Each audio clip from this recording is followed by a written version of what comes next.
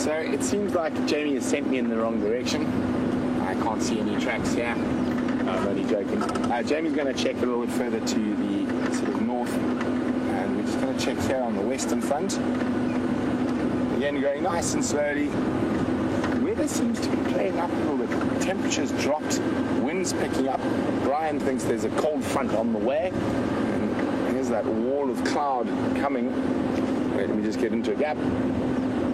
Here we go. A wall of cloud approaching us.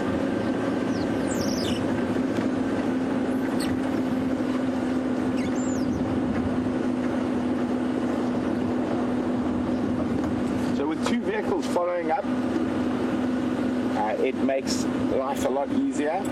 We can cut off areas and make our search area smaller and smaller as we continue.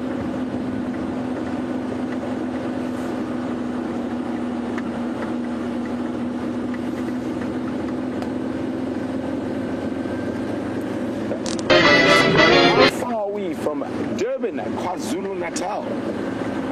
Kristen, quite far. To drive is possibly about 800 kilometers or so. I've got an update from Jamie. The tracks changed direction, so we're going to do the same. To drive is about 850 kilometers. But as the crow flies, obviously a bit closer.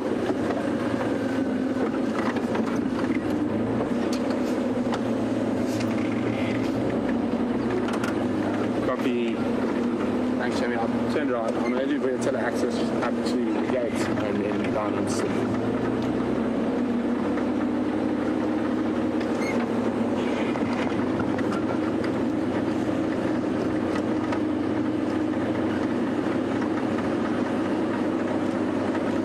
So, sorry about that. So it is quite far from us.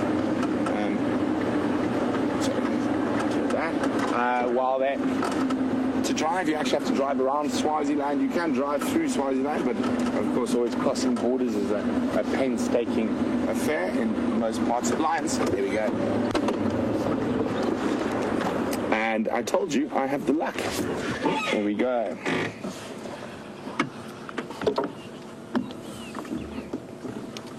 Stations located in Kumangala, 4 of them Impala Road, about 250 meters from the junction with Vuyatela access. Animals are mobile west towards Triple M. Jamie, would you like to come join?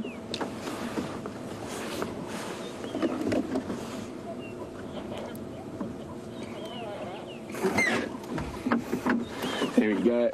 The Nkahuma girls. It looks like 4 again. So we have had 3 of them for quite a while. So nice to have 4 again. And the 5th one is still with the Birmingham boys. Entertaining. Look, you can see they've got their belly quite full. She's definitely eaten something. Nice to get them moving while it's still cool, rather than doing what lions normally do, which is sleep for about 20 hours a day. And they've spotted some impala. The impala haven't yet spotted them.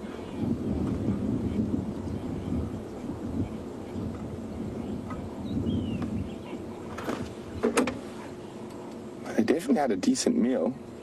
Not completely rotund, but definitely everyone's showing a bit of roundness in the belly. Definitely the Nkahumas.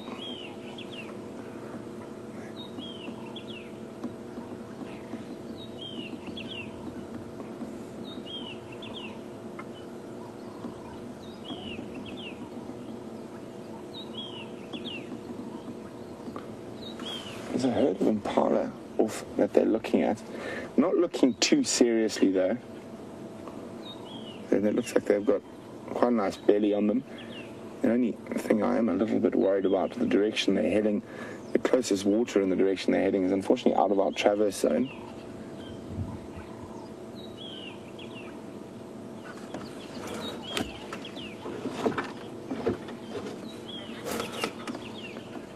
Negative, just come straight down Impala Road from Vuyatela access. You'll get us visual. They're lying in the middle of the road now.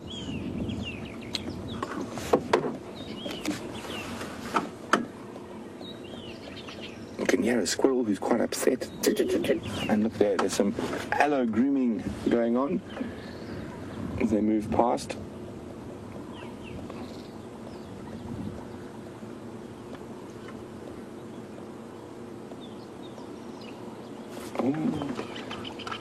Unhappy squirrel. He's telling everyone there's a lion. Lion. Unfortunately, it seems the squirrel's got a bit of a stutter.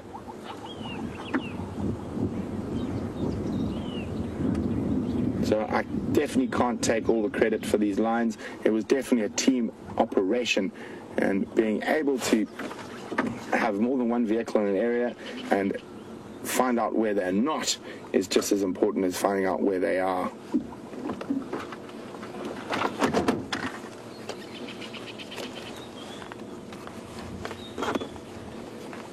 It looks like they're going to have a little rest. Oh, in the road.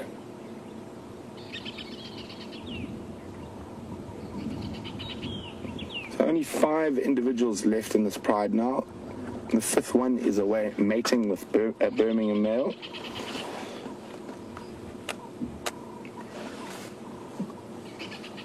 And we went through a long period of not seeing this pride at all. And fantastic that they're back.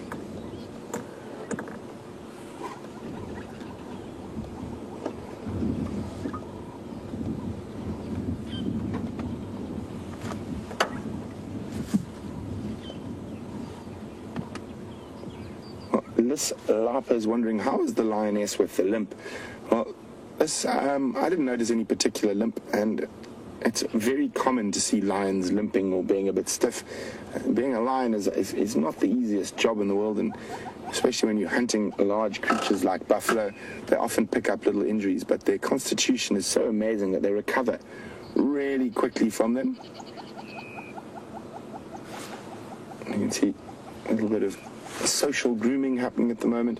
Very important in any social predators' routines, because quite often with lions they forget that they're friends while they're eating, and they will literally beat the absolute snot out of each other.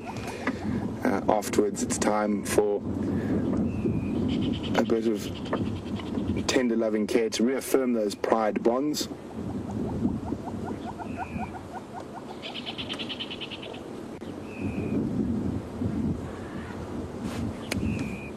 Elephant, sorry, I just heard an elephant trumpet in the distance as well.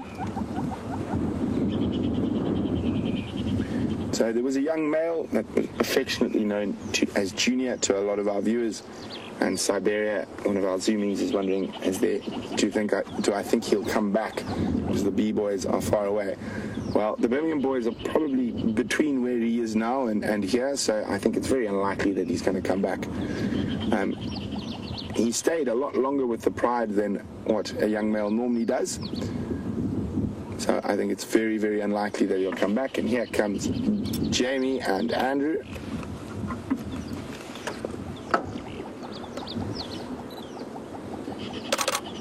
I'm just snapping a few pictures.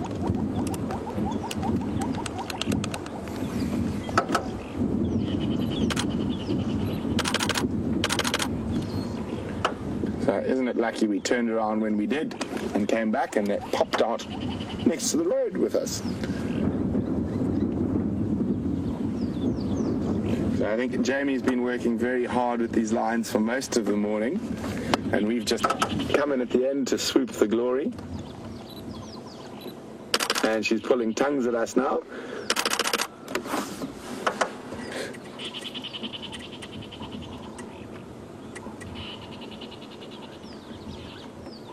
Jamie has worked incredibly hard to find these lions, so I think I'm going to leave her with the lions, and I'm going to go follow up on those elephants we heard trumpeting.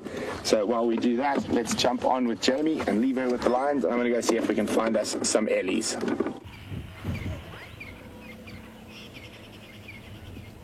Good morning, ladies. And Brent, oh, is he leaving? Not entirely sure he did find them. Oh well. I was going to go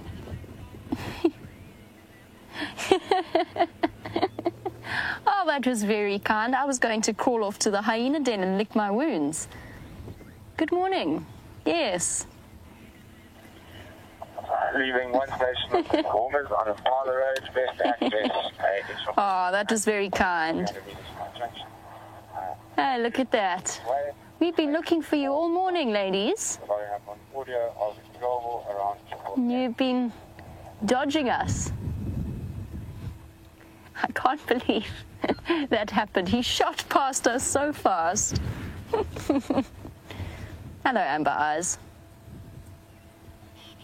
Oh, well, at least I was right about the fact that they'd left. There is some comfort in that the fact that they weren't still in the block and that the kill was gone.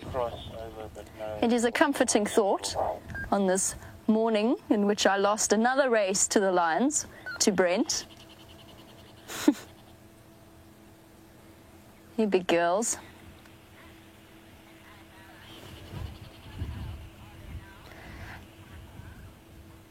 Nice to see the 4 of them together again. Last time I saw them, it was only 3. And Ashley, who's watching in Alabama, you were wondering how many sub-adults there are within the Nkuhuma Pride now. So in front of us, oh, she's so gorgeous, that lion. Those eyes are incredibly striking. Look at you, beautiful thing. Ashley, you were wondering about the sub-adults. Now, the 4 of them are, it's a combination of 3 adults and 1 sub-adult female. I think it's the one at the back behind Amber Eyes that is the sub-adult. Oh, no, sorry, my mistake. I think it actually might be the one on the left. It's hard to tell when they're just a pile of flat lines. Yes, I think it's the one on the left. So Ashley, there, when I first started working, rolling around. No, that's the adult. That must be the one behind. She's just hidden from me. When I first started, the Nkuhumas had 3 sub-adults, if you count Junior. So there was 1 sub-adult male and 2 sub-adult females. With the arrival of the Birmingham boys and the ensuing chaos, 1 adult female was killed and 1 of the sub-adult females was killed. Junior's now reached adult status and wandered off all on his own, and leaving behind 1 remaining sub-adult. So the Nkuhuma Pride at the moment is 5 lions strong, 4 adults, 1 sub-adult female. The 1 adult is currently occupied elsewhere. I believe she was last seen on Nkoro, although she might be on Torchwood now, mating with one of the Birmingham boys. It's nice to see them so relaxed again.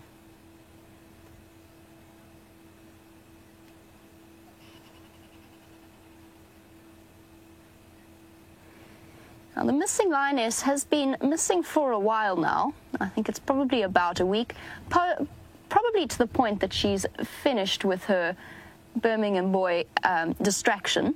But Kristen was wondering, will she stay with the males until a baby is born? Why is she still with them? And I think there could be a couple of reasons for that. In answer to that, no, she won't.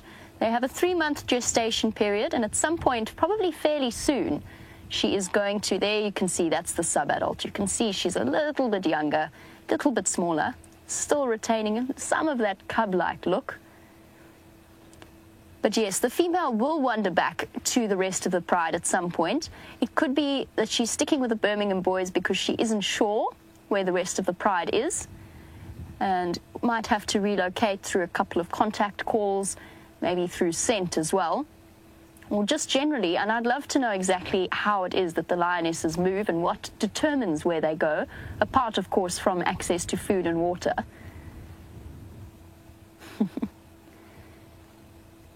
One decided that she is uncomfortable. Kevin Catfish? Oh, there's that scar. She's obviously had an encounter at some point. Luckily for us, Kevin Catfish's description has given us the hint, and we managed to realize what lions look like. So thank you, Kevin. Kevin has said, I told you that's what they look like. There was a period of time in which I'd almost forgotten what lions looked like on the basis that I hadn't seen them for such a long time. Luckily, I'm getting now a solid reminder at least 2 or 3 times a week as to what these beautiful creatures look like. And apparently, James Richards is on it once again. And he's put up a wanted poster of the lions, along with the rewards offered, including shenanigans. It's wonderful. I'm so glad I can rely on you guys to jump on board with the strange twists and turns that my mind sometimes takes us in. Hey, gorgeous. Keeping a close eye on us.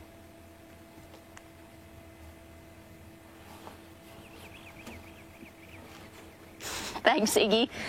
In an attempt to comfort me, Iggy has said that Brent might have found the lions, but I'm still the Mamba maiden. And I think I must hold the record for the best Mamba sighting so far. By sheer good fortune, we have had some incredible sightings. But there is nothing like the excitement of spending a bit of time with Africa's largest predator, especially when they look straight at you like that. It's a very intense feeling.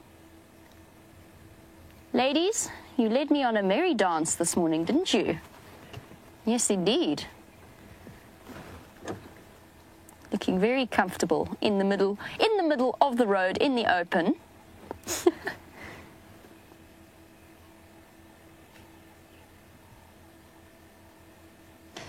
Now, Tony, you're looking at the lions, and so often our lion sightings are during the day, and I'm just going to reposition so that we've got a nice view of all four of them. Just wander off the road ever so slightly, and hopefully we can get a nice close-up of this lioness's eyes, or at least one of them. As she looks away disdainfully, as if to say, well, you didn't find me, so you will not look in my eyes. Hey, gorgeous. There we go. Keep looking this way. Here we go. So Tony has observed that their pupils look incredibly tiny. There we go. We've got a perfect view with this incredible camera. Oh, we had one. But Tony, you are correct. And the reason is we generally see them either during the day or with lights shining on them. Now, lions, of course, are nocturnal predators. That is their main adaptation. So their night vision is incredible. They've got the reflective layer at the back of the eye, the tapetum lucidum, which enhances ambient light and allows them to see on even moonless nights. They will be able to see as well as we can during the day, if maybe in slightly more greys than colours. And so during the day, when there's plenty of light around, those pupils are contracted very, very tightly to prevent excessive light and essentially to reduce the glare. You can imagine how it's like having night vision goggles on and then somebody shining a torch into them. They've got to make sure that they're adapted to be able to see in both the daylight and the nighttime. So having small pupils, that's all the ambient light that they need to let in during the day. Battle scarred, cuts around the face. She's even got a puncture wound on the top of her head that's healed up. These ladies have a serious story to tell over the last few months. And what's incredible about lions, if you think of them, and I think Steph put it the best, if you think of them as guardians of the genetic line, the Nkuhuma pride, as a pride, could have existed for hundreds of years. Sorry, guys, someone's just trying to get hold of me. Standing by. I get your visual. Can I join you? You're more than welcome. I'm just going to move around a little bit to make space for you. That's okay. I can see them on stuff behind you. That's okay. Thanks. Andrew's just coming to join us. But yes, the females as guardians of their lines, guardians of the pride lines. The Nkuhuma pride could have existed for hundreds and hundreds of years, quite possibly, because, of course, the females stay within their family groups. Hi, guys. Hello. How's it, Andrew? Good, good. Can't believe Brent got there before I did. Been tracking them all morning.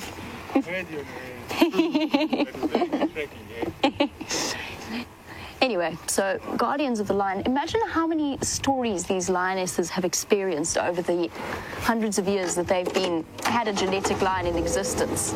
I'm not sure if that makes sense to you, but it certainly makes sense to me. Most of the three of them have gone to hide in the guarri bush itself. I'm just left with the one female lying in the road. Look at that. She's pure belly. South towards central. Enormous. Over the rock itself. And there's something about lions with battle scars that is always intriguing.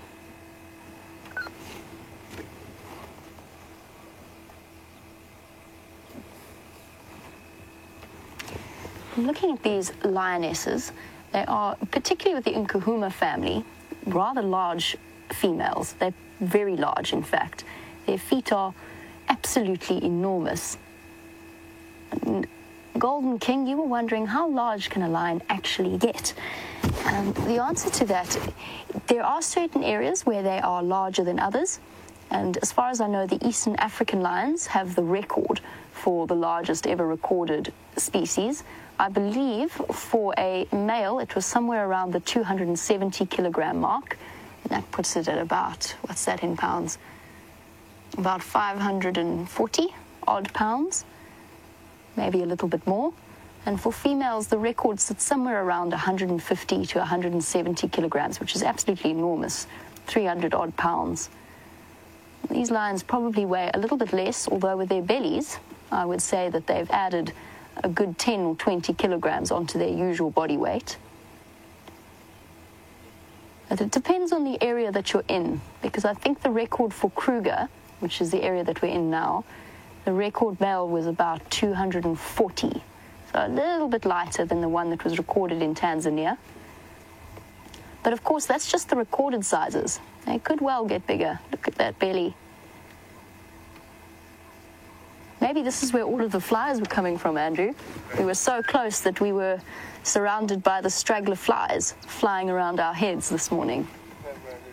You took this Gardenia Road from Second Rock going west, where it splits as you go south. Conservative. I'm now on the southern side of the drainage line. Any tracks carry on. And Caitlin and Kayla, who are watching in Missouri and whose parents actually let them watch our live safari as part of their schooling, which I think is absolutely brilliant. They've sent through questions before. They've often gone looking at their pets' tracks to try and learn a bit about or practice the techniques that we've taught them about tracking in a practical application. Caitlin and Kayla are wondering, when does a cub become a subadult and when does a subadult become an adult? So generally with the cubs, I refer to them as a subadult at about a year and a half old. There's different approaches by different organizations or different research organizations. Generally, they're still considered to be cubs at about 1, and by about 1.5, they are subadults. It's when they start to really look or come close to being adult-sized. Aww. Sneaking in for a quick head rub there. Pushing forward. And that is, you can actually see perfectly how different the sizes are between the subadult and the adult. Just look at the difference in the size of their heads. It's not that easy unless you see them right next to each other. She's still young. She's cuddling up to mom, probably mom. And she will become an adult when she mates for the first time, which is about 2.5.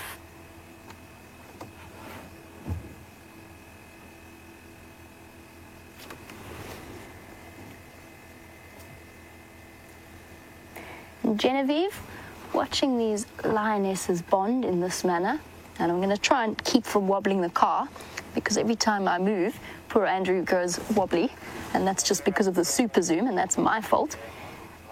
And there was a question about the social bonding of the cats when they rub their heads together, when they socialize in some way.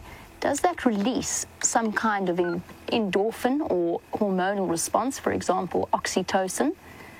And the answer is yes, I think it does. I'm fairly certain that it does. I haven't read any studies that confirm it, but I would not be at all surprised if that kind of serotonin or oxytocin is released within their brains themselves. It's part of their entire bonding experience.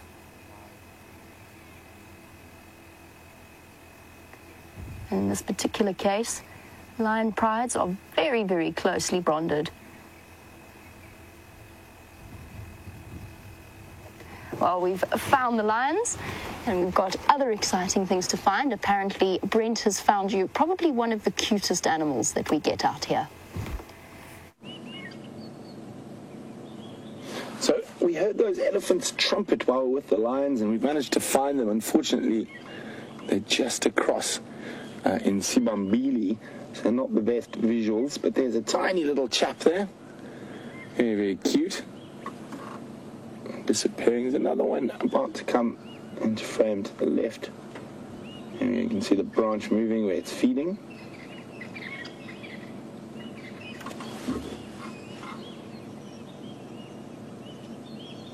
Hello, elephants.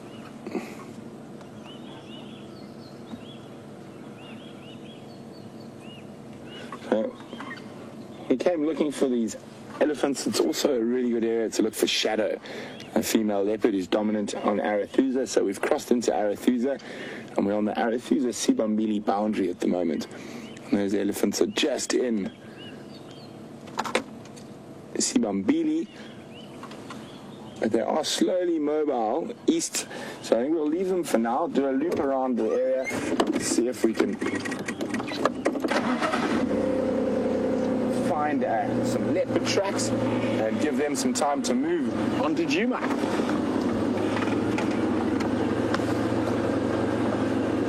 And while we do that, let's go back to those wonderful felines with Jamie.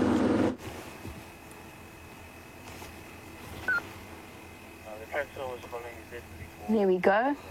Continuing on our theme of social bonding, it's most likely mom with her sub-adult, giving her a thorough clean.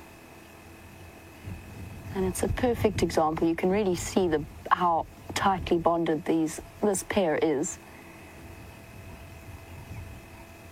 Now, the amazing thing about lionesses and the Nkuhumas in particular, although we will never know exactly what happened when that female was killed on Torchwood or with the death of the other sub-adult, we can be fairly certain, because these sub-adults were just at the wrong age, they were just that little bit too young so as to put them within the Birmingham sites as a possible threat, and rather than a mating potential. And I suspect that the Nkuhumas reacted the way that they did and fled the way that they did to protect not just Junior, but also these two young females. Fortunately, they didn't manage for the one, but at least they've managed to keep her alive. Wisdom and experience, and managing to escape the attentions of the Birminghams.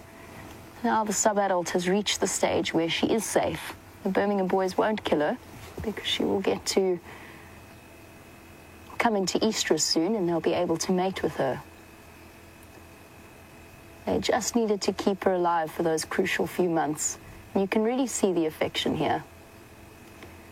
This allo grooming is so essential in both sharing their scent with the other members of the pride and also obviously enhancing those bonds between them.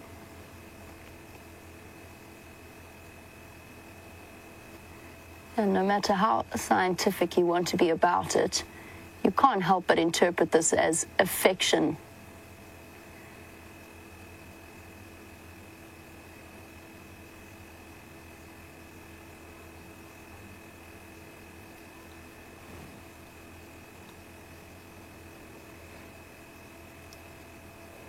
It is one of those strange facts or approaches of lions' behavior. Blair has asked about this in British Columbia. It seems so strange that during the takeover, the Birmingham boys killed members of the Pride, and then the Pride members go off and mate with them. And it's a strange dichotomy of lion life. It's one of those natural instinctive things. Oh, hairball. Trying to remove all of the hair that she's managed to collect on her tongue. Blair, it is one of those curious aspects, and it all sort of makes sense in our heads now. We've kind of come to the conclusion as to what really happened. But let's go back to the beginning for new viewers. When a lion male is kicked out of his territory, he'll move off or be killed by incoming males, and their approach will then be what is known as infanticide, where they kill the cubs that would have been belonging or sired by the previous male, and then mate with the females. I think I need to shift forward for this. Oh, hold on one moment. I'd struggle to do that.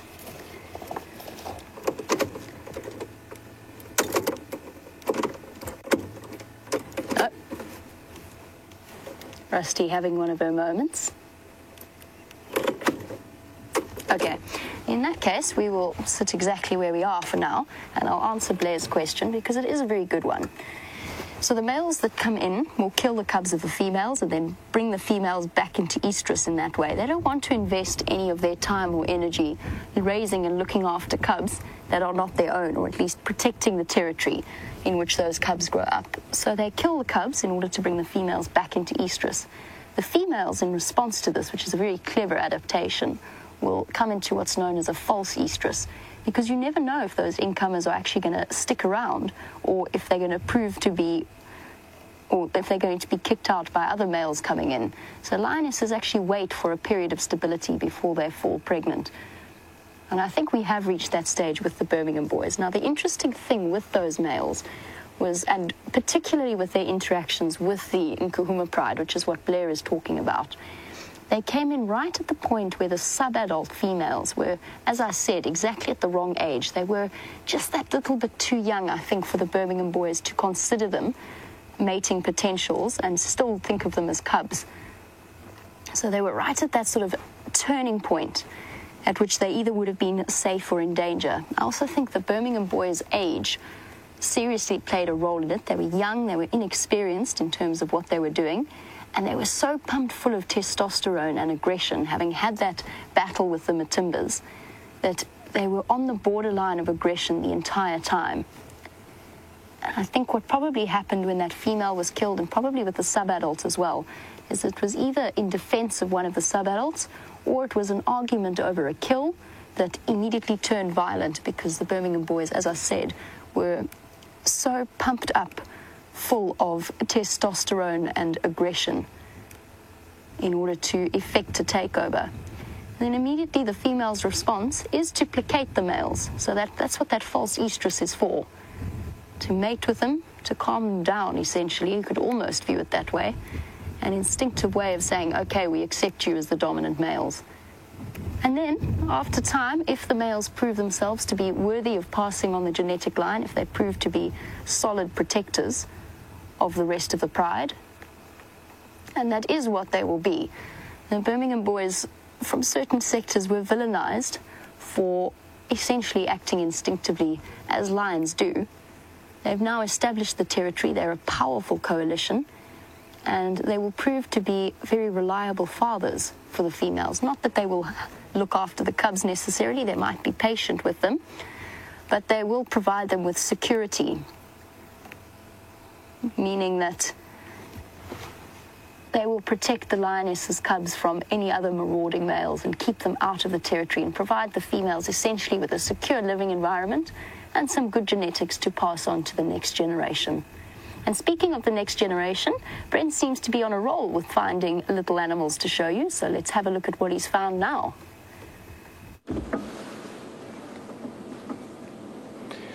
So in our search for leopard and elephants, we've come across a giraffe.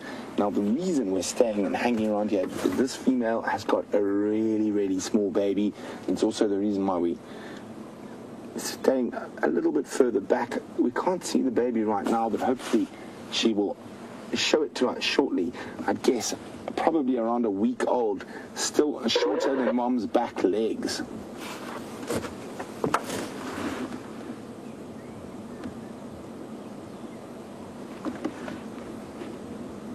And just trying to spot it through the bush around her legs. I think I can see a bit of movement. It's amazing that such a big animal disappears so easily into the surrounding bush.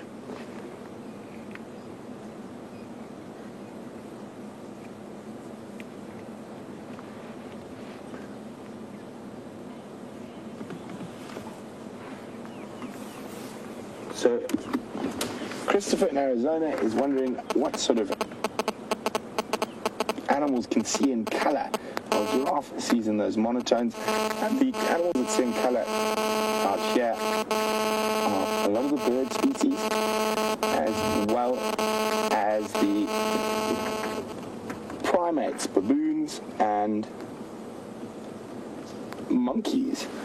I think I'm going to try reverse a little bit to see if we can get a glimpse of that little one.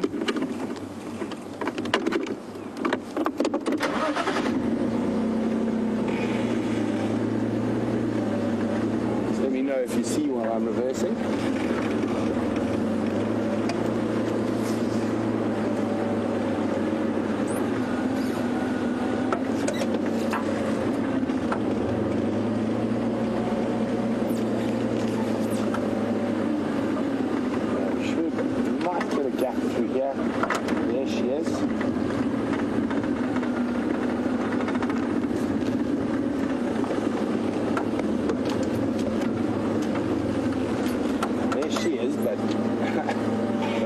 Obviously quite well hidden. You see her there. There, you just got her head sticking out of the quarry. Did you see the little one? That's the little one there. Oh, Brian can just make out the little one. Looking at us through the bush. Look at that. He's so tiny he can't see over the tops of the bushes yet.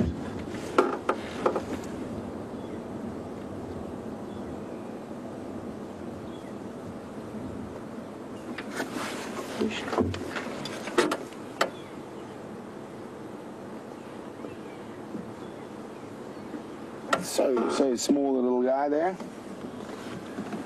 Fortunately, not the best visual, but she is a little bit nervous. As I said, that giraffe calf is very, very new.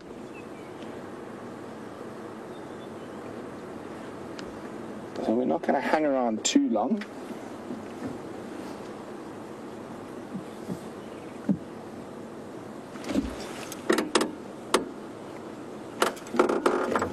Sorry guys, just going to be on the Game Drive channel for a second. Standing by.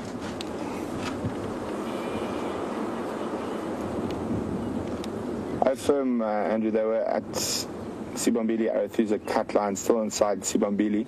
If you go look now, they might have come out onto Triple M.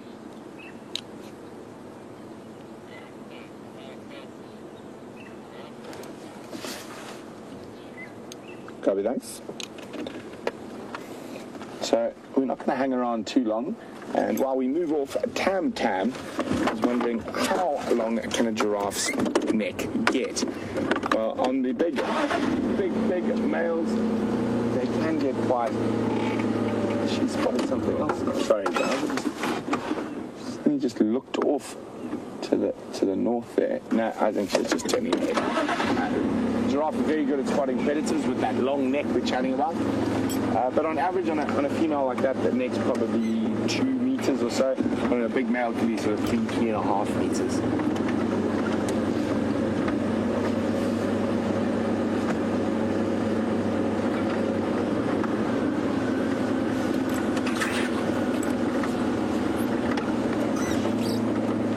So having a quick look for potential leopard tracks in this nice soft sand at the junction of the roads.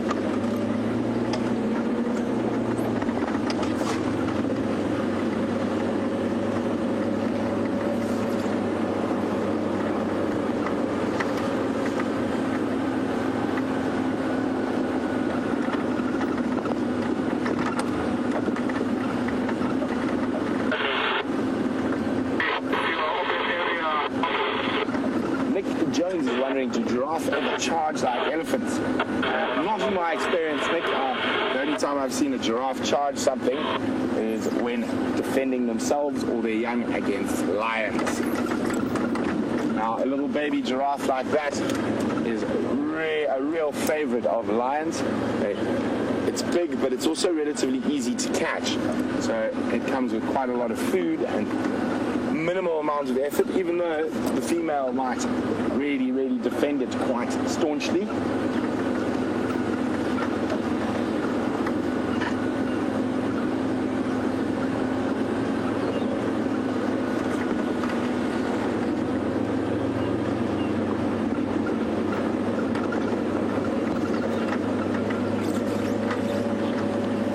So Shadow hasn't been seen for quite a while. I don't think tracks have ever been seen either. So just having a look around this area where there's a lot of drainage systems where she can hide out. Maybe we find a track coming in or out, and then we're going to loop back towards where those elephants are. If we get no luck here, hopefully they've moved out and into our Travis area.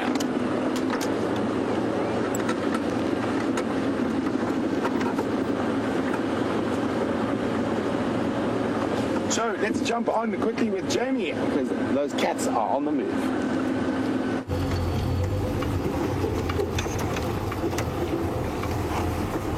One thing I have noticed about the females, even though we found them lying in the road, is that they didn't seem terribly settled. I just want to investigate why. This one female's moved off. Looks like the amber-eyed female, who seems largely to dictate the group's movements. Oh no, sorry, it's not that one. It's the female with the scar on her back. Yeah, Craig, you can get across their bodies. She might have moved away from the other females just to urinate, which is what I think she might have done. But there you can see old injury that was probably quite severe when it first happened, or at least it would have looked quite severe. Very round bellies. There was definitely a kill in that block at some point yesterday. Managed to unfortunately evade us and probably is now gone towards feeding the hyenas of the hyena clan. Yeah, she's going to wander back. Okay. Just wondering.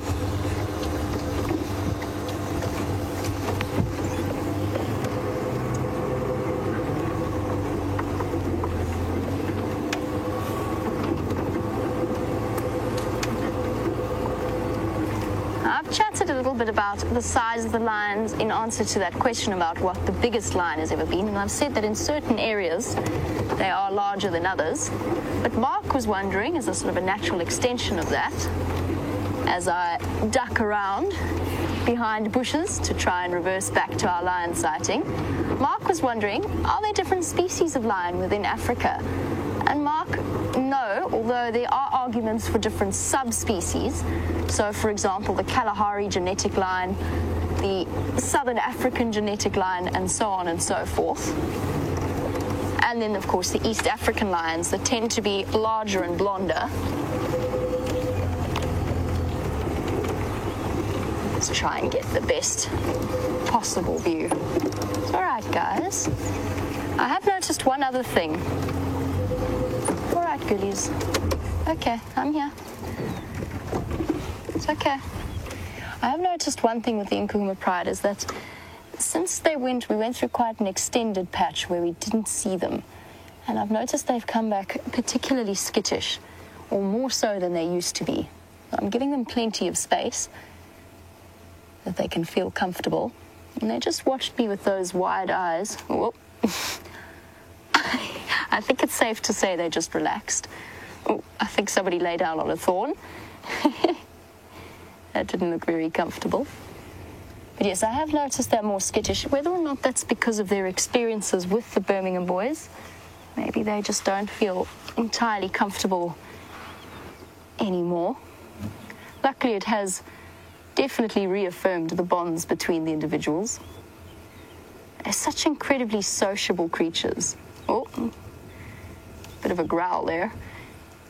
You know, sub-adults, you don't fit there. Andrew and I are laughing.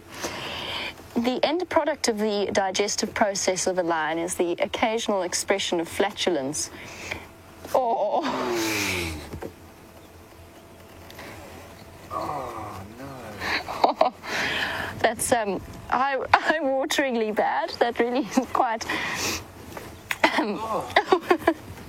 That was one serious expression of, how do I put it, intestinal processes at work.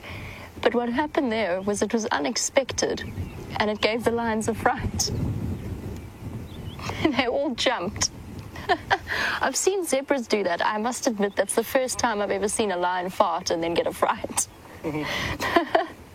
Very impressive. Thanks very much, ladies. First you run rings around me, and then you send that foul stench wafting across in Andrew and my direction. That was truly, truly the final say. I think the lions have had the final say this morning. Look at that. That's awesome. They love each other no matter how smelly they happen to be. That's cool. Tails entwined.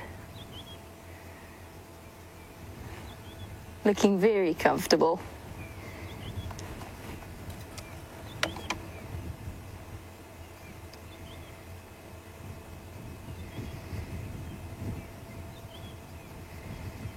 And Christopher in Arizona has asked a very good question. Speaking of affection and the social bonds between the animals, you're wondering, who do I think shows more affection towards their young? Would it be the lions or would it be the hyenas? And I don't think I could choose. I think that all of the animals, or at least all of the mammal species, show an enormous amount of, or the strength of that maternal bond. Lionesses are particularly affectionate. There's a difference in approach, of course, in the way in which spotted hyenas tend to spend so much time around the den site, particularly when their cubs are so young, whereas lionesses often have to either leave their young or keep them trailing with them when they go out hunting, depending on the ages of the cubs. But it's just a different evolutionary tactic. I don't think I could possibly say who shows more affection between lions and hyenas. What I will say is that there's a lot more respect from the other spotted hyenas, so not the mothers, particularly if she is a high-ranking female with therefore high-ranking cubs that have inherited her status. The other females tend to be a lot more careful around them.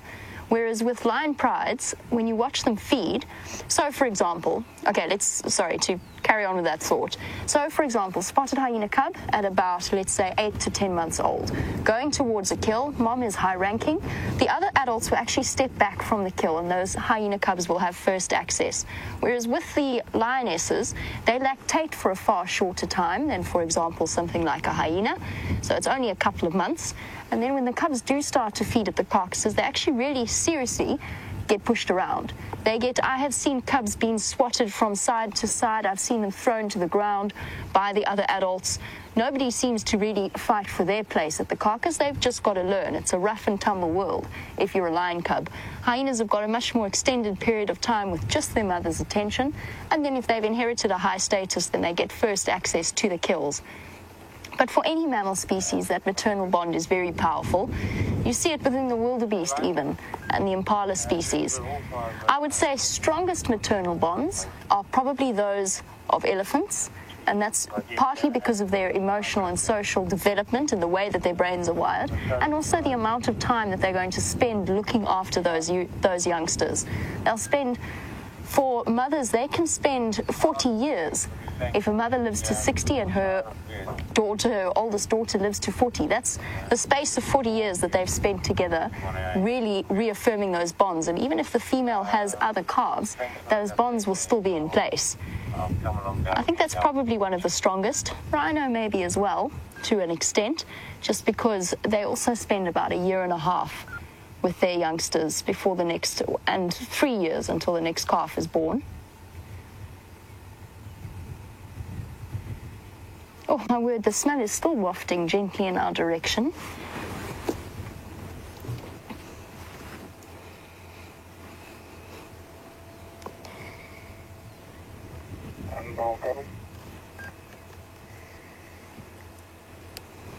And since the smell is wafting over us, and Andrew and I still have watery eyes and the taste in the back of our throats, Anne-Marie was wondering, why is lion flatulent and scat smell so much worse than that of the other big cats or the hyenas? And I don't necessarily have an answer for that. I will say leopards does smell really bad, particularly when they first made a kill and that initial defecation after they've eaten something, because usually what they eat first is the rich and the oily organs. Kidneys and the livers, they tend to go through very quickly and come out with a less than solid consistency, and that is incredibly potently smelly, if not as smelly as the lions. I think it's just because the lions are bigger that their scat has such a powerful impact, and there's more of them, of course. And usually around a kill site, they tend to move off a little way and defecate and then come back, so you always run the risk when you're moving around a kill. Whereas with leopards, it's one individual, they're a bit smaller. you run less of a chance of encountering it. As for why the flatulence is so bad compared to hyenas, my only suggestion, and I could be wrong about this, but my only suggestion is that maybe hyenas' digestive systems are a bit more efficient. Oh, here we go again. That was a silent, deadly one. Andrew's hiding his face in his shirt, or attempting to. He's now putting his buff on his face. Yeah, they found them on Impala. I must say, that's... I think, Anna-Marie, that they are worse. I couldn't tell you exactly why that is, though. These lionesses in particular are producing something of potent quality, possibly tear gas. In fact, I think that bioengineers should possibly think about marketing this particular scent as a anti-protest technique or an anti-riot technique, because it is really quite, I mean, it will stop you in your tracks. I certainly have no desire to be any closer than we are. There you go. Andrew's found a way of avoiding it. I'm less fortunate. I don't think I can get away with that. I'll just speak through my shoulder. You smelly lions. Yes. At least they're well fed, I suppose. Very good point. This larper has raised a very valid point. As the wind blows it in the direction, this larper has said that then I shouldn't really be sitting... Was that another one? Oh, no. That I shouldn't really be sitting downwind of them. And that is a very valid point, Liz Larper. However, upwind of them is a thorough thicket of guarri bushes. And so for your viewing pleasure, I have decided to sit downwind of them, since it's the only view of them that we have. She has a bit of a bath. I don't know, Andrew, should we go sit upwind? We'll look at the lions through the guarri bushes.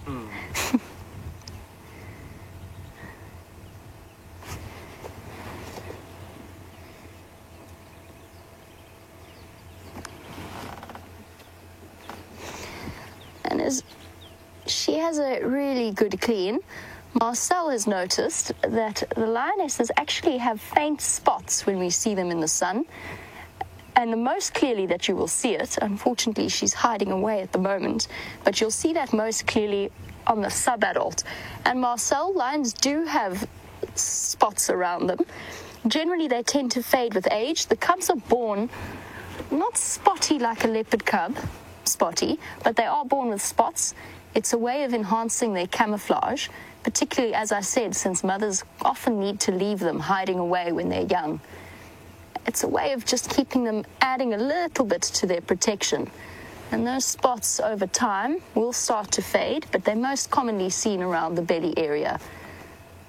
Unfortunately, not terribly clear in this particular light.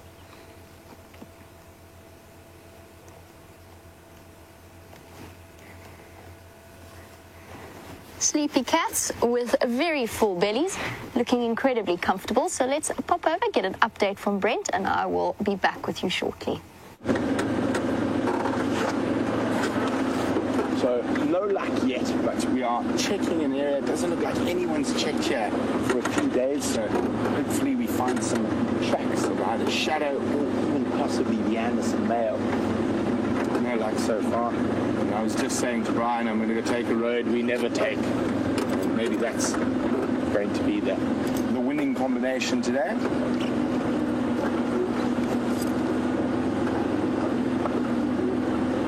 So we've checked the Marikeni drainage, nothing happening there. So we're going to head up and then check the western sections of the Marikeni up towards the boundary with Djuma, where those elephants were out and about, and hopefully they have popped out onto either Triple M or even hopefully moved into Djuma.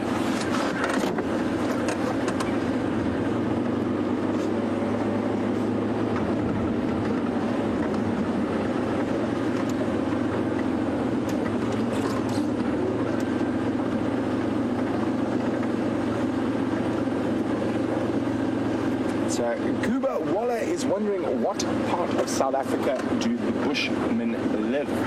Or is it Namibia? Well, they live in both Namibia and South Africa, as well as Botswana and southern Angola. But historically, about 10 to 15,000 years ago, the Bushmen lived throughout South Africa, Namibia and Botswana. And only when the Nguni tribes migrated from up north, they then pushed the Bushmen into the deserts. So the Bushmen used to live everywhere. They would have lived here, and there are Bushman paintings on the hills around here. But only about 10, 15,000 years ago, when the Nguni tribes, so your Zulu, Xhosa, Tswana, Venda, Ndavene, etc., moved down from up north, did they actually push the Bushmen into the great desert areas, the areas that they didn't want for themselves.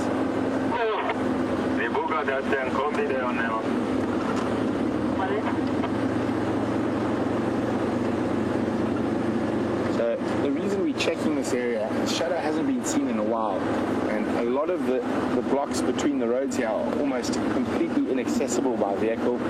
So if she has had cubs or is preparing to have cubs, it's a great area for her to come and set up shop. Also quite a good distance from hyena dens. The Nkomas have been spending a bit of time in this area, but not too much.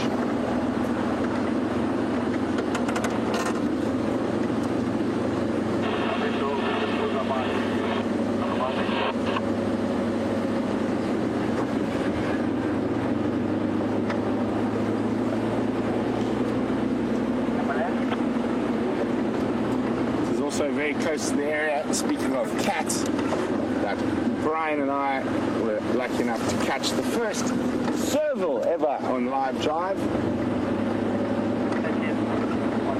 So I definitely say if we can't find a leopard, I wouldn't say no to a serval.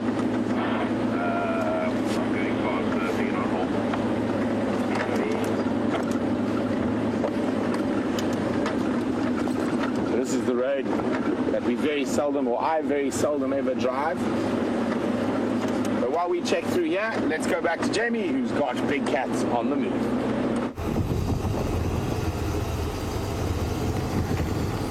The good news is we have prospects of an upwind sighting as opposed to a downwind. The ladies have just got up and decided to move to a different patch of shade. As I said earlier, they are not as comfortable as the Nkuhumas that I knew when I first started working here.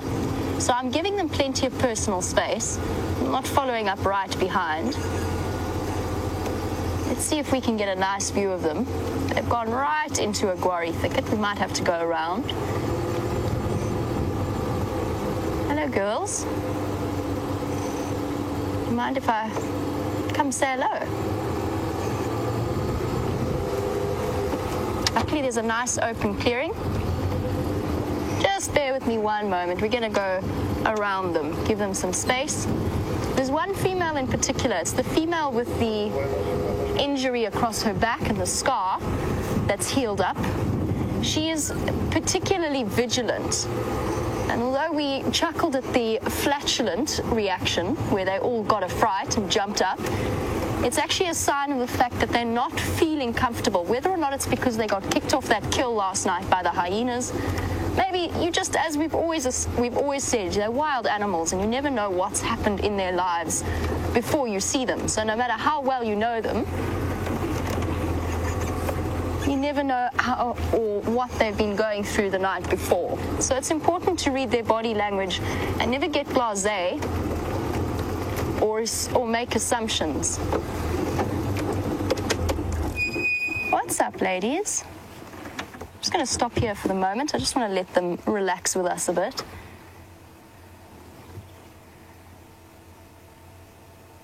Definitely the female with the scar. I think it's the one on the right there that's looking at us. She's been the most uncomfortable. And even the gentlest tail flicks suggest to me that she's not very relaxed. Both Amber Eyes and that older female have been keeping a very, very close eye on us. And who knows? It could be the calls of other lions that set them on edge. Could be anything. It's just important to read the body language messages that they're sending us. There you go. Nice and relaxed again. That female's still keeping an eye on us. Today's interview is Birmingham Ngala, one Goma Mafazi. There we go. They're still mating. Just an update that's come through from Craig. The female is still mating with the Birmingham boys.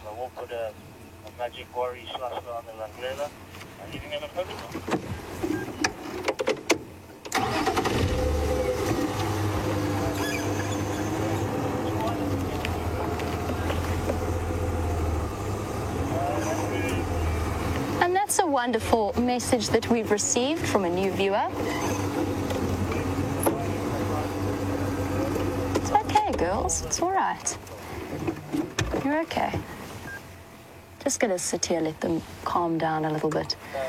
And Jan Bradford is a new viewer who is watching all the way in Ohio, and this is his second evening watching since he discovered the show. And it was Don Bradford watching and absolutely loving it, and he sent us a big thank you. Don, it's an absolute pleasure. Nothing brings us more joy than spending time in the way that we get to with these incredible animals. But also, there's one thing that you'll find that unites all guides, and that's the fact that we love to share it with other people. We love to share the love that we have for the places and the animals. It brings it a whole new aspect to the lives that we lead in the bush. So it's a pleasure, Don. You don't need to thank us. Just tell your friends, send through your questions. Let us know how you feel and any comments that you have to make, and we'll be thrilled to hear it. And for those of you joining us for the first time, or similar to Don, and you want to know how you can ask questions, you can do that on #SafariLive on Twitter, or you can email through to questions@wildearth.tv. We do love to hear from you. Now, when you do email through the questions, we will send through an automated reply, just to let you know that we have received them. That comes through to you automatically. And we do, I promise you, we read every single question that comes through.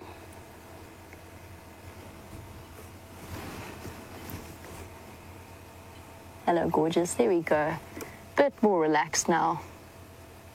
I think there is a chance that they were disrupted from their kill last night. Maybe the hyenas got there. It would be interesting. It's one of those fascinating things about coming out first thing in the morning, is that you really get to unravel the mysteries of the night before.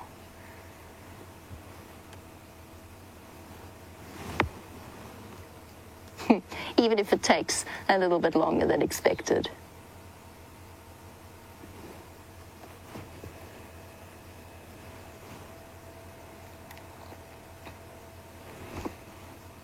And these extraordinary cats are a perfect example of millions of years of evolutionary perfection, creating a living, breathing hunting machine.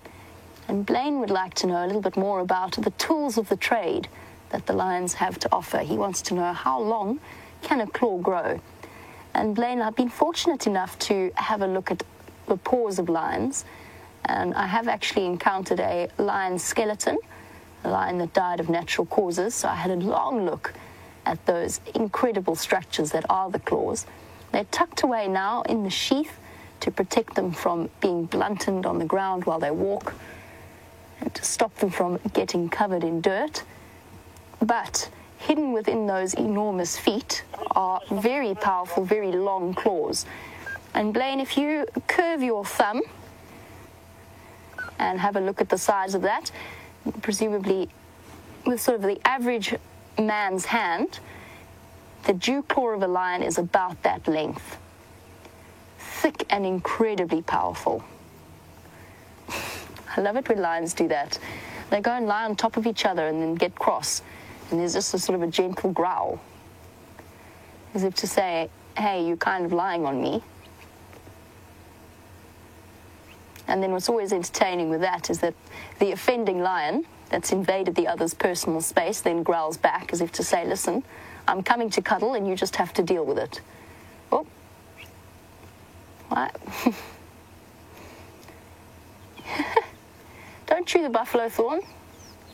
That's very silly.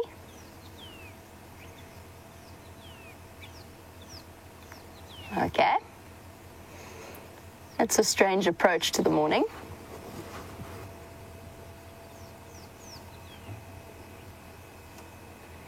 She's now, I mean, buffalo thorns are one of the thorniest trees that we have out here. They've got sharp, tiny little dagger thorns. So why she's decided to nibble on the branch, I have to admit, escapes me. And every now and again she makes that face as if to clear a thorn out of her mouth or the delicate lining of her gums. Maybe she's got a sore tooth. There's one option. Maybe she's just idly entertaining herself is another. One of those weird aspects of lion behavior. I'm not entirely sure what she's doing. Now, of course, like domestic cats and dogs, lions will eat grass, and all predators will do it, actually. They will eat grass, especially when they have upset stomachs or they've eaten something that disagrees with them, which actually is a lot of the time. They very often are feeling uncomfortable in the gastric department. But I don't know, I've never really seen one nibble on a buffalo thorn before. Maybe she just lay on it and it made her uncomfortable. Oh.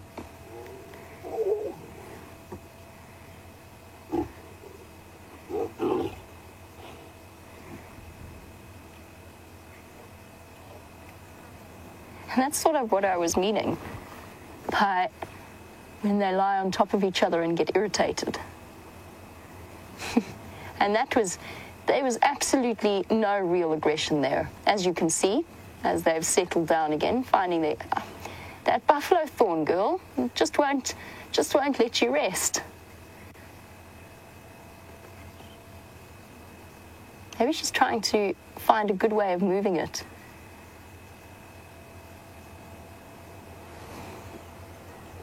Another lioness coming to investigate the noise.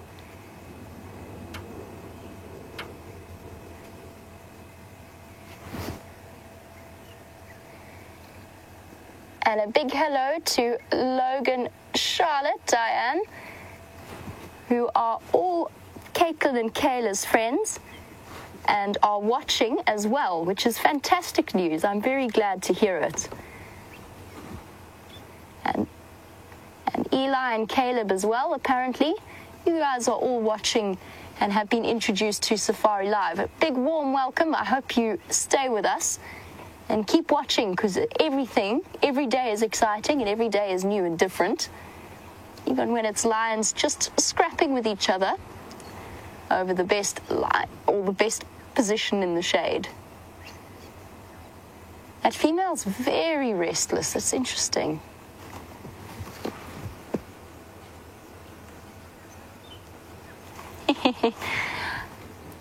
And Amber Eyes seemed to have lost interest in her buffalo thorn. Marcella suggested that when there's no buffalo, you make do with a buffalo thorn. Maybe that is just what she's doing. I think, as far as I know, buffalo thorns do have pain-killing properties within their bark. Not very powerful, but I know that it has been utilized as a painkiller. Generally not the dried out old twigs, though. I think she just lay down on it and it was bugging her.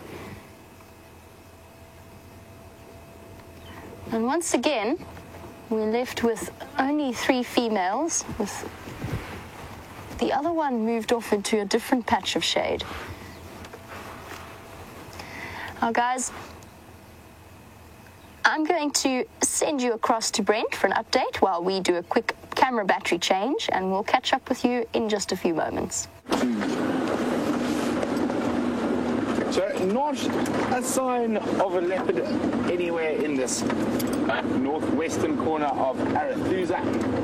So I'm going to head back to where those elephants were heading east towards Djuma from Sibambili, and hopefully we'll have some eddies. I really want to get a nice good visual of one of that little baby that was playing around under mom's belly that we could barely make out through the bush.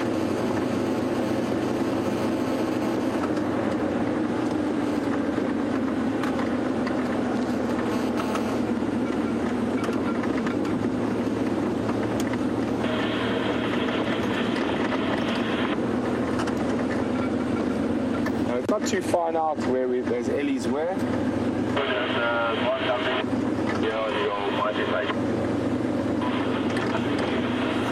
That's the Barracuda game drive radio here there. It's almost like, what would you say, Brian? Deciphering ancient Egyptian with the amount of that we hear on that.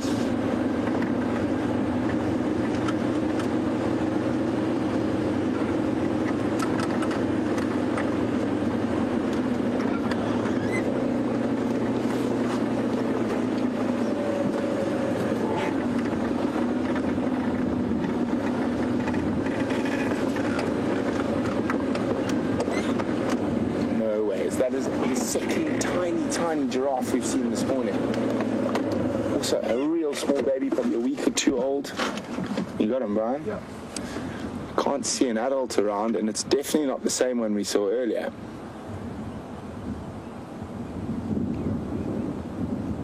He almost still looks a little wobbly on his feet. Ah, there's Mom off to the right.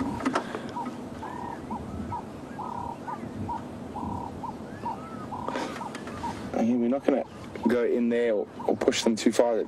Kids tend to be a little bit nervous with very young babies. I'm just trying to see, can you see Mom, Brian? She's Right behind the bush. And it's amazing how an animal that size disappears. You can just see her camouflage there. There she is. Yeah, and we won't spend too much time. That's awesome. 2 new little baby giraffe.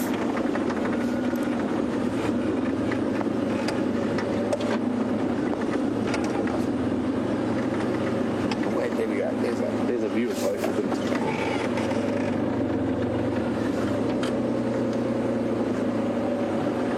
How's that, Brian?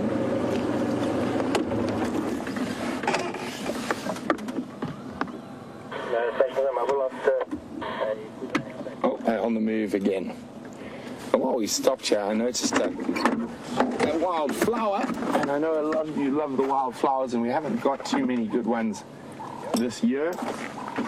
So this one is actually normally, in a normal wet season, one of the most common of the wildflowers, and very, very beautiful.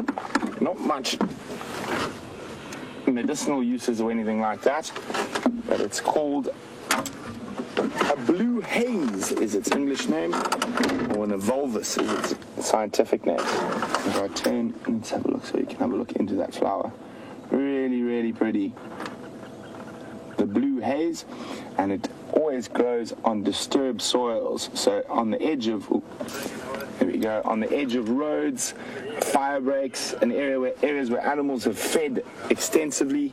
So sort of disturbed soils. A lot of our wildflowers tend to like those disturbed soils, and like lots of the wildflowers here, it is only around for a few months of the year and disappears almost completely during winter.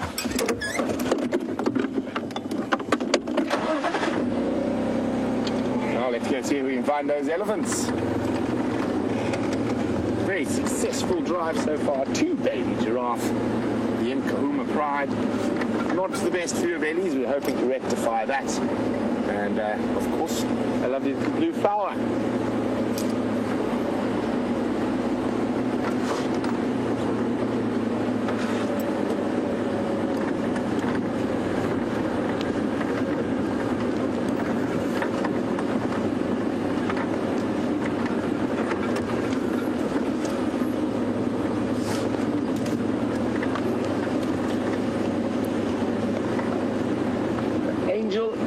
California is wondering, have we had any bushfires due to the extreme dry weather? Not yet, Angel, and generally our fire season is from June onwards. Even though it is very dry, I still think it's a bit green for a fire to catch. And in the droughts, sometimes the fires are actually less dangerous because there's no grass to burn to actually ignite that intense heat. So I think we should be okay. Also, just remember, a lot of fires out in Africa are controlled burns. To emulate wildfires, but with a bit more control, obviously.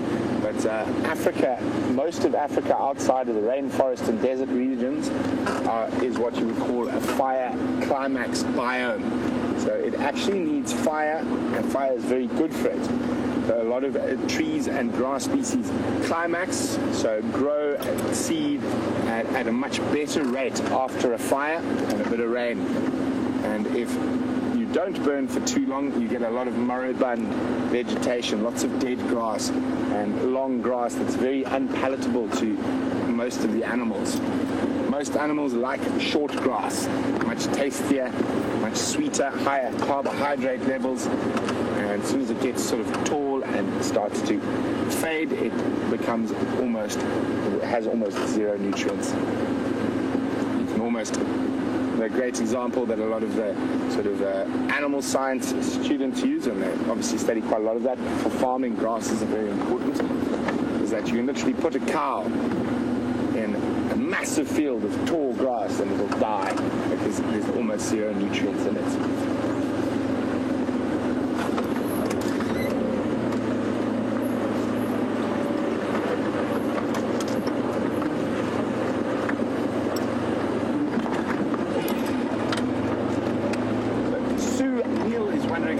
Does the drought last? Well, Sue, as long as it wants to. It's one of those things we're unable to predict, and obviously we can all guess and whatnot, but generally out in this part of the world we work on cycles, and there's various different cycles that are running simultaneously, but your average small cycle, wet dry cycle, is normally 7 to 8 years wet, 7 to 8 years dry, and we're coming out of a very wet cycle. Probably going to be dry, not drought, but dry for the next 6 to 7 years. But the droughts like this possibly might last one season, sometimes 2 or 3 seasons. It all depends. So I'm hoping those Ellies who are in here have moved out. I'm going to look for tracks on the road now.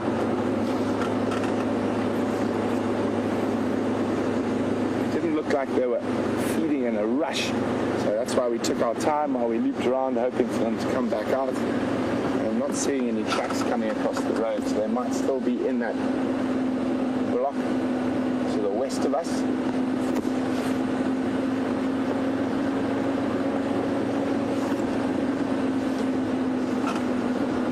So just to update you guys, those lions we heard during our opening this morning was all 5 Birmingham boys together with one Nkuhuma lioness, and they're lying up not too far away from where we were sitting when we heard them. So fingers crossed, either on the sunset safari or tomorrow's sunrise safari, they decide to come pay Djuma a little visit.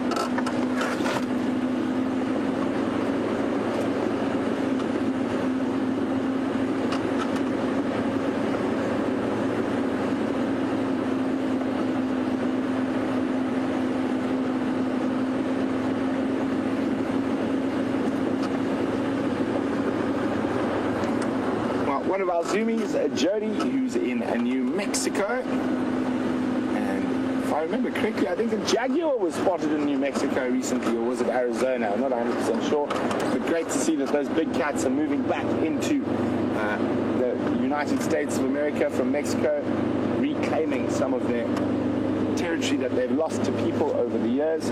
But Jody's wondering, how long does it take for baby giraffe's umbilical cord to fall off? And it completely depends. Sometimes it can fall off within hours, sometimes a couple of days. Probably not more than a week or 2 weeks at the longest. That little bit of umbilical cord will stay attached. But while we continue on, it doesn't look like the Ellies have come out. They might have headed towards a waterhole that's in Simbambili.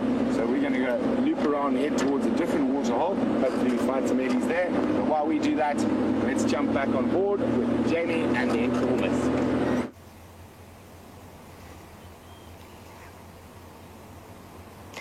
While Brent heads out on his pachyderm search, our lions are still quite comfortably cuddled together. And we've got a nice view of the spots on the sub-adult female. And we were talking about it earlier, and it's slightly clearer in this light. So Marcel, you were asking about, you've noticed that there were spots that you could see on the lions. It's much clearer on the sub-adult, although the adults do have faint remnants of them. But there you can see what Marcel was talking about, the spottiness, especially around their legs and their bellies. And that's one of the things that sets her apart as a sub-adult, although she is right at the cusp of becoming a fully fledged adult. She's already very much involved in their hunts and a crucial member of the pride. Well,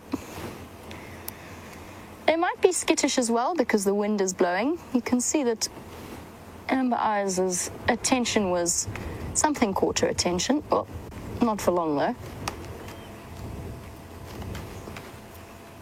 Now it'd be interesting to know, I'm not sure which one was missing. So as I said when I first entered the sighting, that it's nice to see 4 of them together. Prior to this, we only saw 3. And the 4th one magically disappeared off for a while and then returned to the group. And it's going to be one of those enduring mysteries. We will probably never know where she went off to. She wasn't, as far as we know, she wasn't mating with one of the males. And in fact, her absence, I don't think, was long enough for her to have been mating with one of the males. Unless she tagged out with the other lioness that was mating with the Birmingham boys. That's a possibility. Maybe it's a different lioness that is still mating and they just swapped through.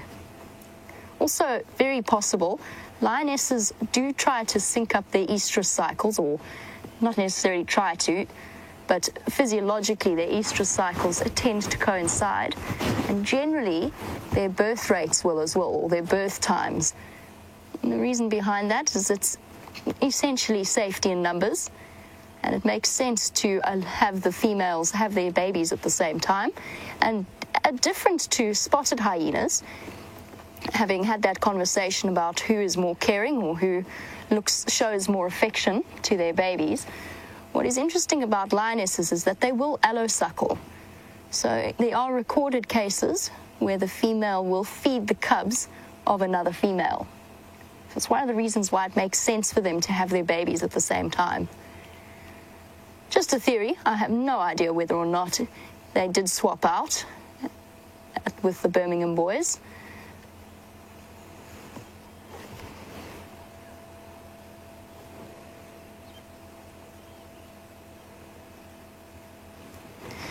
Now, if that is the case, and we are to be expecting the pitter-patter of little tiny feet in about 3 months' time, Nick Jones was wondering what happens from there. So he was saying the lionesses will look after the babies and the males stay out of the picture, and you're wondering if that is correct. Essentially, yes. They don't really in any way play much in the role of actively looking after the youngsters. They will tolerate them, certainly, especially if they believe the cubs, well, only if they believe the cubs to be theirs. They'll allow the cubs, if they're hanging out with the females, they'll allow the cubs to play with them, sometimes let them crawl over their manes, catch and bite their tails, exhibiting a very tolerant behavior. That being said, they're not above giving them a good solid cuff across the ears if they do get a little bit too irritating. And of course, for the females, having the males around is an interesting one, because although they will have to give the main portion of their kill to the male fights them off and essentially takes most of it for himself. At the same time, having a male around is good protection against something like an invading clan of hyenas that might want to steal the food. But essentially, the lion's job, the male's job, is not to actively look after the youngsters. That he can leave to the females. His job is to constantly patrol the territory, constantly call, and occasionally steal the lioness's food. But really, his job is to keep other males from coming in and killing those cubs. So although we often think of the males as lazy creatures, they very often still don't participate all that often in the hunts, although they do for bigger animals. It's not actually the case. Their job is incredibly physically demanding. They can walk vast distances, especially at night, and cover huge ground. So that's all part of where they utilize their energy. They also, because they're bigger, bulkier, they've got that thick mane around their neck. For the hunting process, they only really join in at the end because they overheat far faster than the more agile, the slender females do. Not that these ladies could be described as slender at the moment, although it is wonderful to see them looking. I must say, this is the last few weeks since the Nkuhumas have come back to Djuma. I think this is probably the healthiest I've seen them look. Their wounds have all healed up. They've put on plenty of weight. They've got full bellies.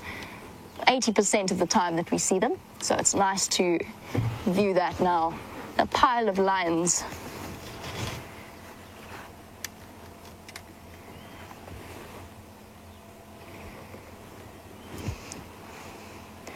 Now, the wonderful news is that Brent was on an elephant search, and apparently he has managed to locate them. So let's pop over to Sydney's Dam and check them out. So, yay, elephants! And instinct's correct. Warm, dry day, and the Ellies have made their way towards some water. I'm hoping that they move towards us after they finish their drink. And they're busy giving. Notice that one lift her head slightly. She was giving a wildebeest an evil eye. And that same lone wildebeest bull we saw at this very spot with a herd of elephants on the sunset safari. And there looks to be more elephants coming. Another herd coming in to drink behind them. You can just see over the dam wall, I can see some flapping ears coming through. Wildebeest's deciding to get out of dodge in case those Ellies decide to chase him. And there's some water back there as well. There we go. See, it looks like another nice herd coming across the top of the dam. And hopefully this herd makes its way towards us.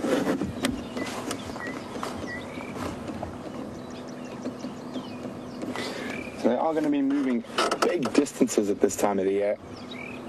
Or not at this time of the year normally, but with this current water and food situation. And they do need to eat massive amounts of food. An elephant cow probably needs to eat 150, 160 kilograms of vegetable matter in a day. So yeah, I'm just going to call this on the radio to Klambies van Glove at Sydney's Dam.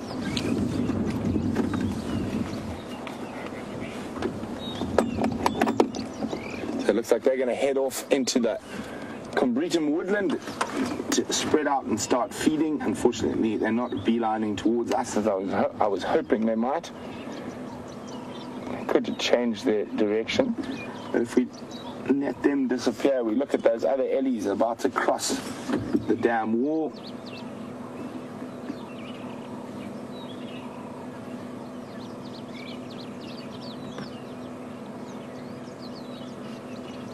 So this is a man-made waterhole. That's why it's a dam. You can see the elephants move around the dam wall, and Bear was wondering that. Oh, look at them. It's amazing. I love it when they go down a hill. They sort of can't. Look at that little guy. Oh, he's excited. There's water. Let's put the speed on.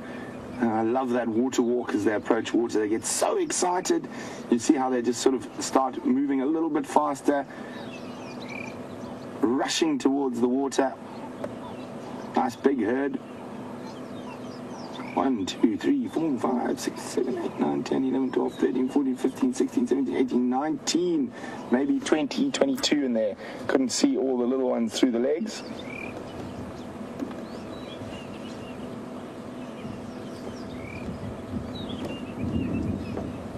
And there's still a young bull coming up from the rear. I should join them shortly, walking to shot.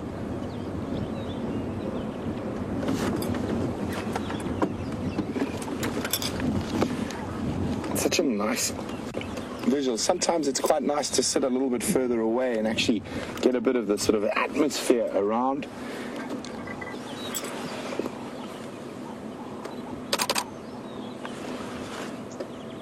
I can't help but snap a picture or two, and we can see some kudu walking into frame now.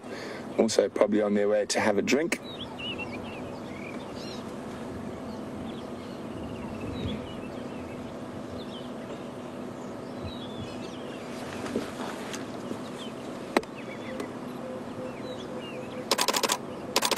And that snap you're hearing, don't worry, it's not anything broken, it's just my camera. Those kudu almost look like they've spotted something where we can't see. They're looking quite intently. And what we want to hear is them start barking, because then that means there's a predator there. But any little bit of movement, it could be another animal that they've spotted. They'll double check to make sure it's not a lion or a leopard, and it looks like they're no longer perturbed with whatever's around the corner. Could be some impala, could be a waterbuck, could be some wildebeest, could even be another kudu.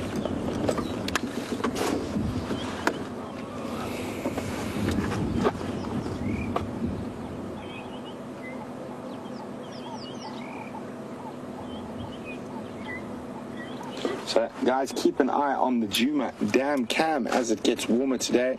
Hopefully there'll be some ellie herds that come to visit that waterhole as well.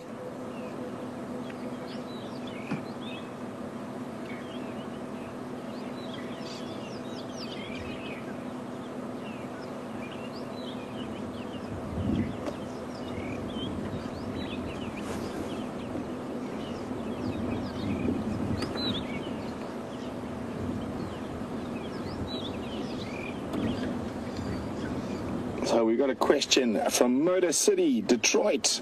Shell would like to know, can elephants swim? Most definitely, Shell. They're actually very good swimmers, and I've seen them completely submerged with only their trunks sticking out while they cross large rivers such as the Zambezi or Chobe. So they are very good swimmers for big animals like that, and quite often they do enjoy swimming. I don't think this waterhole is deep enough for them to swim in at the moment, but they might wallow about in it for fun. Specifically those Eddie bulls, they quite often like to have a good swim to cool off.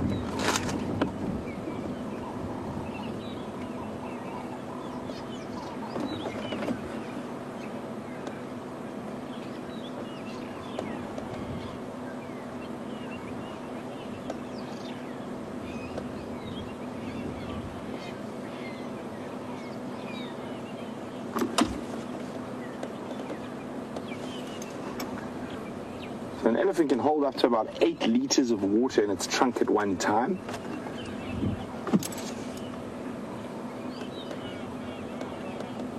And you can see in the foreground we've got some Birchall starlings as well, some cattle egrets.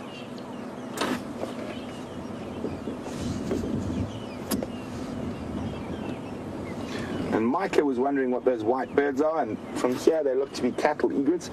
Not little, they look too small to be little, and that's a little bit of a conundrum in itself.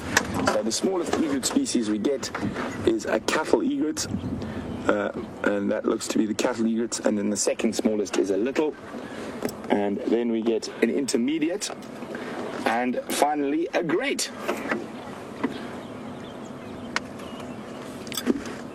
So I'm hoping one of those young bulls decides to have a splish splash.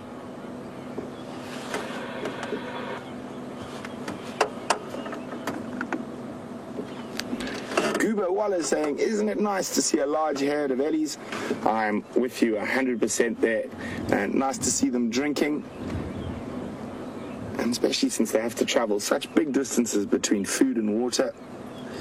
An elephant can drink about 100 liters of water a day. Now I'm trying to convert that into gallons for you. I know 4.5 liters is 1 gallon. So 45 liters is 10 gallons. 90 is 20. So just over 20 gallons of water a day for one elephant.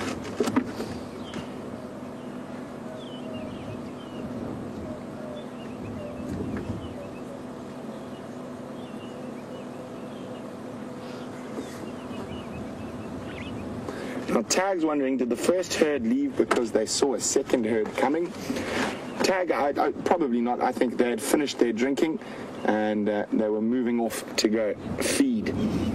So I don't think it's anything to do with the second herd arriving, their movement. There's a tiny little one in there.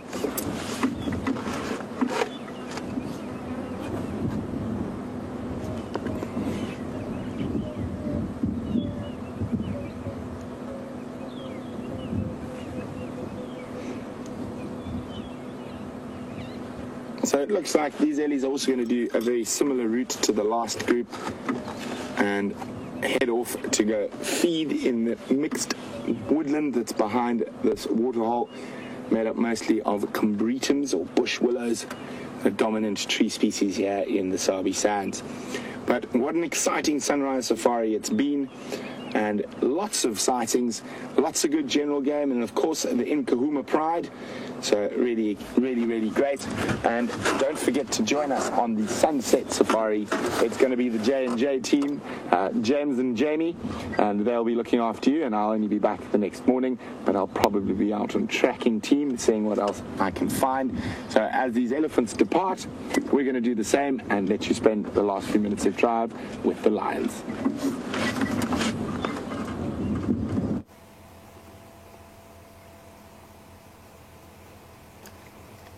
Well, ladies and gentlemen, there is nothing more satisfying after a hard morning's work of trying to find them, to sit with a pile of lions, all cuddled together in the shade, using each other as footrests, and just generally sharing body heat, which always astounds me because it must be phenomenally uncomfortable to all be squashed together like this. The temperature's already well up over the 30-degree mark, in my opinion. But they look perfectly content and happy.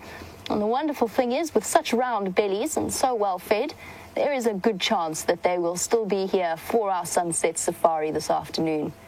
Isn't that exciting prospects? I wonder why. Still a mystery to me as to why that female on the right is so skittish and so separate from the rest of the group. Might even be worth sometime this evening paying a visit to the hyena den to find out what went on there and see if there's any sign of the remains of their kill that's been dragged back to the den. Well, ladies and gentlemen, it has been a fantastic morning, and I have loved every minute of it, even when Brent found the lions, because actually, ultimately, it is all about bringing you the best possible show. It was very kind of him to then leave us with the lions, and it was very, very sweet. I will say a big thank you to him later. Well, thank you, ladies and gentlemen, for joining us, and thank you to Andrew for his always fantastic camera work and entertaining comments, even in the smelliest of moments. Thank you for your questions and comments. We always appreciate them, and we love to hear from you. And the lovely ladies in final control, Kirsty and Jerry. We will catch up with you for the Sunset Safari this afternoon. But in the meantime, keep an eye on the Djuma Dam camera, because you never know who might come and have a drink, and the Arathusa Dam camera, because you might find that the Nkumas are right in between the two. They might head across and have a drink. We just never know. It's the joy of a live safari. Have a wonderful day wherever you are in the world. We'll catch you later.